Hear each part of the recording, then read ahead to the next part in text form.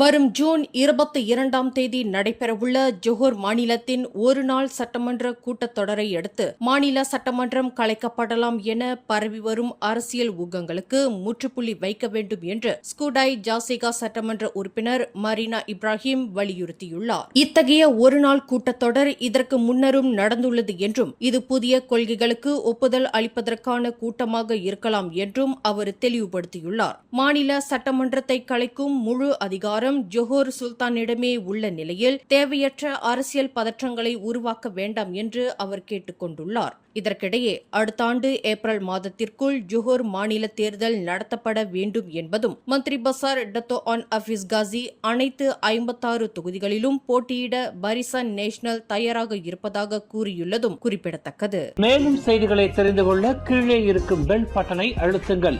உங்கள் மகிழ்ச்சியை வெளிப்படுத்த லைக் மற்றும் ஷேர் செய்யுங்கள். தொடர்ந்து திசைகளோடு இணைந்திருக்க சப்ஸ்கிரைப் செய்யுங்கள்.